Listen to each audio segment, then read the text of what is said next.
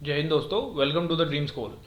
आज का हमारा सेशन होगा वर्णमाला के अभ्यास प्रसंग। जैसे कि आपको पता है, पूरी वर्णमाला कंप्लीट कर चुके हैं अच्छे से। सारे नियम हमने उसके पढ़े हैं जितने भी हो सकते हैं। बहुत अच्छे से हमने समझने की कोशिश की। आज उसी तरीके से हम लोग करने वाले हैं इसके क्वेश्चंस। आप लास्ट तक क्वेश्चंस अटैम्प्ट कीजिएगा, आपको बहुत सारी चीज़ें यहाँ से भी सीखने को मिलेंगी।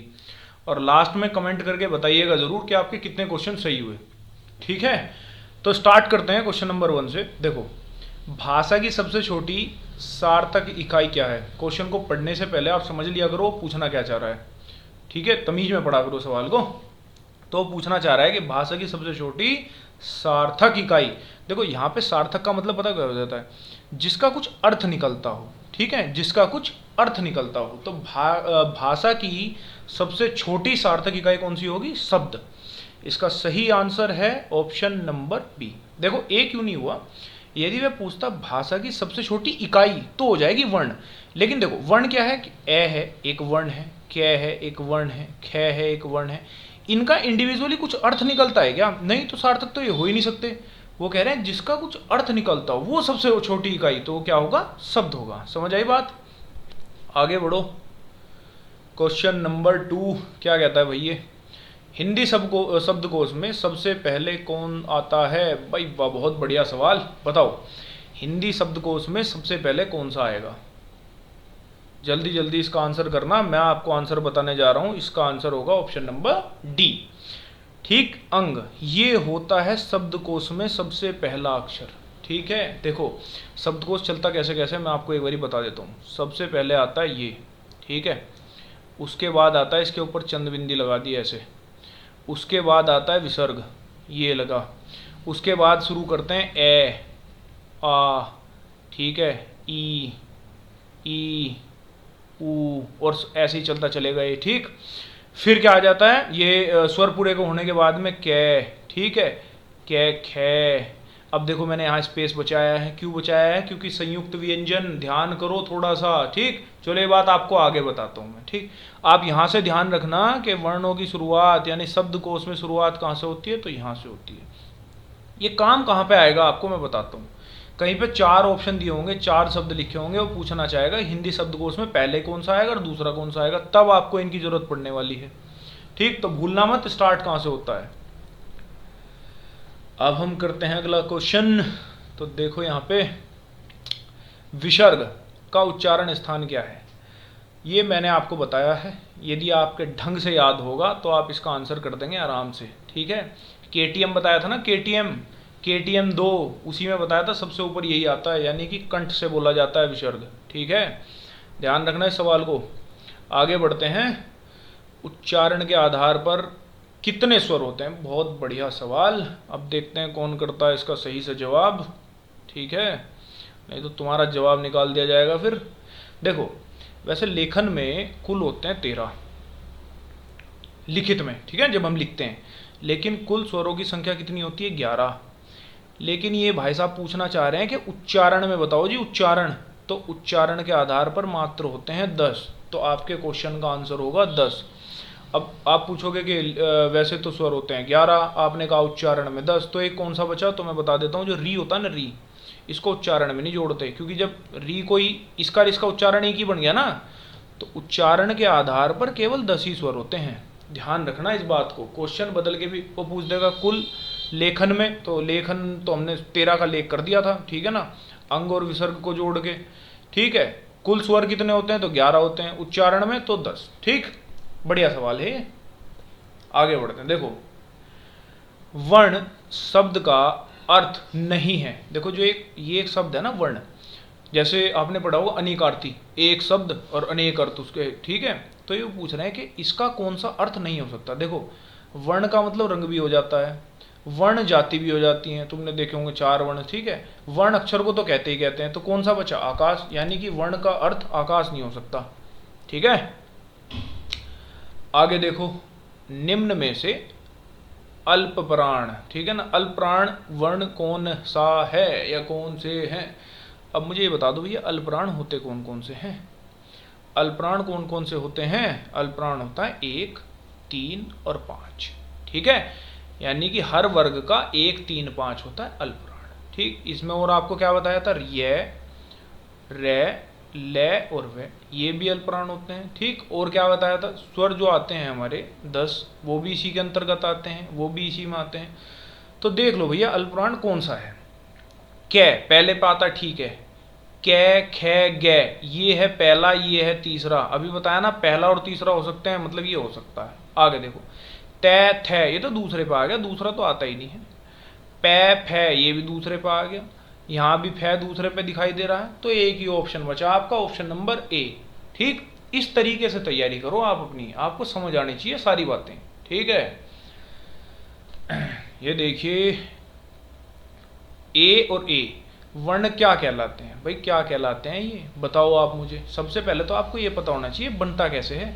तो आपको पता है ए प्लस ई को यदि मैं मिला देता हूँ तो ए बन जाता है। ठीक है, ये कहाँ से बोला जाता है, कंठ से। ये कहाँ से बोला जाता है, तालु से। और दोनों से मिलकर बोले जाने वाला क्या बताया था, कंठ तालव्य। मात्र एक ही ऑप्शन है। ठीक है जनी, अब ध्यान रखना यहाँ को थोड़ा सा। आगे देखो, हिंदी वर्णमाला में अयोग्य वाहक, अयोग्य वाहक कौन सा, ये तो आंख बंद करके बता सकते हो आप लोग। ठीक है, कितनी बारी पढ़ चुके होंगे इस चीज को, पढ़ पढ़ के बूढ़े हो गए आप। अयोग्य वाहक, तो अयोग्य वाहक होगा ऑप्शन नंबर डी। आगे देखो, क्वेश्चन नंबर 9 क्या कह रहा है। देखो, जैसे मैं चाहता हूं कि आपकी ना सारी चीजें कंप्लीट हो। वर्णमाला में मैंने आपको इसके बारे में नहीं बताया था, तो इसका मैंने आप यहाँ पे क्वेश्चन लगा दिया है ताकि आपको पता चल जाता है। ठीक है ना, तो ये क्या है, द्वितीय। द्वितीय क्या होता है, देखो यहां से समझ में आ रहा है, दो। जब भी कोई अक्षर दो बार प्रयोग हो रहा है ना, एक बार आधा एक बार पूरा, तो वो द्वितीय में ही आता है। ठीक है, जैसे कि ये आ रहा है ना, आधा ले और ले, दो बार आ गई, ये आधा है ये पूरा है। तो जब भी कहीं ऐसा दिखाई देना आपको, तो वही द्वितीय होता है। ठीक है, इस बात को ध्यान रखना और आंसर लगा देना झट से। ऑप्शन कह रहा हूँ, क्वेश्चन नंबर 10, निम्नलिखित में बताइए कि नवीन विकसित ध्वनियाँ कौन सी हैं। भैया नवीन विकसित ध्वनियाँ आप ध्यान रखना, क्या ये ख और ग है, कै ख ग। ठीक है, नवीन विकसित ध्वनियों में आती हैं। ठीक, इस बात को भी मैंने शायद नहीं बताया था, तो एक क्वेश्चन इसका ले लिया। कै, ख, ग, फै, ठीक है, ये सब नवीन विकसित ध्वनियाँ ही होती हैं। ठीक है, आगे देखते हैं, निम्नलिखित में से कौन सा घोष वर्ण है। घोष, अब जल्दी जल्दी से बता दो घोष कौन कौन से होते हैं, नहीं तो तुम्हारा घोष बन जाएगा बहुत जल्दी से। बताओ घोष घोष। ठीक, देखो एक होता है अघोष, ठीक, एक होता है सघोष। सघोष को आप घोष भी कह सकते हैं, कोई दिक्कत नहीं।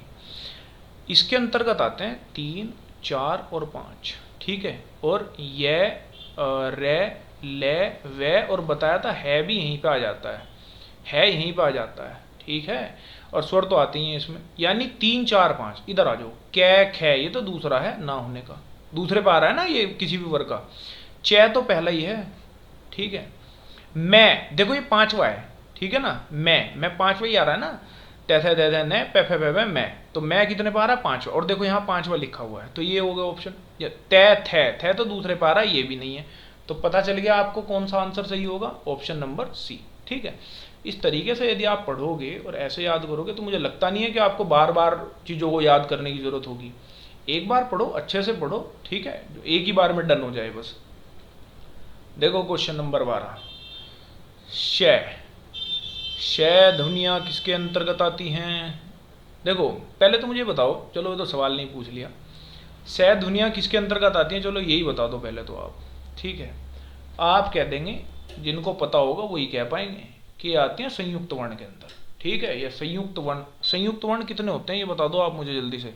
कमेंट बॉक्स में करना आंसर, संयुक्त वर्ण कितने होते हैं, और सारे लिख के बताना कितने कौन कौन से होते हैं संयुक्त वर्ण। ठीक है, चलते हैं आगे की ओर।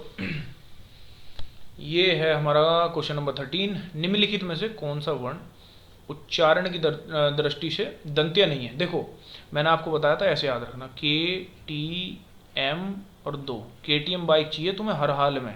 ठीक है, नहीं तो बस दिक्कत है। डी पर आता है दंतीय। ठीक है, यहाँ क्या आ जाता है, तै, थे, दे, दह, ने, यही तो आता है। तो देखो तै, थे, दे, ठीक है ना, धै, ने, ये तो सारे दंतीय हैं। वो पूछ रहा है कौन सा नहीं है, तो ये नहीं है, टे, ये नहीं है। तो option number D is your right answer. समझ पा रहे हो बात को। ठीक है, गहराई में जा रहे हो सवाल की। अब आगे बढ़ते हैं। देखो हिंदी वर्णमाला में व्यंजनों की संख्या है। देखो व्यंजन होते कितने हैं आपको पता है, 25 तो होते हैं इस वर्ष, 4 होते हैं अंतस्थ और 4 होते हैं उसमें, ठीक है। टोटल कितने हो गए 33। तो सवाल का उत्तर क्या हो गया 33, ठीक। इतनी बात आपको पता होनी चाहिए कि 33 कैसे बन रहे हैं, 25 कहाँ से जोड़े, 4 कहाँ से जोड़े, तो आप आसानी से आंसर कर दोगे। कोई बड़ा हार्ड एंड फास्ट रूल नहीं है इसमें। चलो आगे देखो, ये देखो तालव्य व्यंजन, तालव्य व्यंजन, ये आए हुए सवाल हैं, आते हैं ऐसे सवाल, छोटे छोटे सवाल हैं। फिर से आप देख लो KTM 2, फिर से KTM बाइक चाहिए आपको तो, ठीक है। तो क्या पूछ रहा है तालव्य, मतलब टी का मतलब है तालव्य। इस पे आता है क्या क्या क्या गे, इस पे क्या आता है च छ जय, ये रहा, ये है तो यहाँ पे लिखा हुआ है, तो यही हो गया जी तालव्य। यही पूछना चाह रहे हो आप। Option number A is your answer. पूरे में से पूरे नंबर मिले, अब वर्दी मिलेगी जरूर। आगे देखो, देखो ये क्या कह रहा है, भाषा निर्माण की इकाइयों का सही अनुक्रम क्या है, मतलब कि भाषा कैसे कैसे बनती है वो सारा कुछ है। अब आप देखो जब भाषा कभी शुरू हुई होगी तो शब्द आ गया होगा क्या एकदम शुरू में? नहीं नहीं मुन्ना, शब्द नहीं आता, ठीक। शब्द कैसे आ जाएगा? अरे ABCD में कुछ लिखोगे तो पहले तो ABC सीखना चाहिए ना। वही बात है, अगर हिंदी में कुछ लिखोगे उसके पहले SNR आने चाहिए, वर्ण आने चाहिए आपके, तो ये तो बनता ही नहीं। ये भी शब्द पहले दे दिया इसने, तो पद ही पहले दे दिया। तो महामहिम तमराज किलविस हैं। यहाँ देखो ध्वनि जो होती है ना, ध्वनि को ही हम वर्ण कह देते हैं, इसमें कोई सोचने समझने वाली बात नहीं। तो ये सवाल डी ऑप्शन कहना चाह रहा है, ये पहले वर्ण आए, ठीक बात है। फिर वर्णों से हमने शब्द बना दिया, बहुत अच्छे। शब्दों से पद बना दिया, ठीक है। और पद से बन गया वाक्य है, ये तो बिल्कुल जबरदस्त है, यही कर्म रहा होगा। तो option number D is your right answer, ठीक है। इसी के साथ साथ आपने देखा होगा सारे क्वेश्चन हमने कितने अच्छे से करे हैं। जो सिखाना मैं एक्स्ट्रा आपको चाहता था वो मैंने आपको भरपूर आपको यहाँ पे बताया है। वो दोनों वीडियो देखने के बाद आपको ये सेशन जरूर अटेम्प्ट करना चाहिए। आपकी यहाँ पे समझ देख ली जाएगी, आपने वहाँ से कितना समझा और कितना आप यहाँ पे रख पा रहे हैं, ठीक बात है। अपने आंसर्स कितना आप लोग कर पाए वो कमेंट बॉक्स में ज़रूर आप लोग लिखना उस बात को, ठीक है। वीडियो अच्छी लगी हो तो लाइक शेयर करना, चैनल को करना subscribe. This is the end of this video and thanks for watching.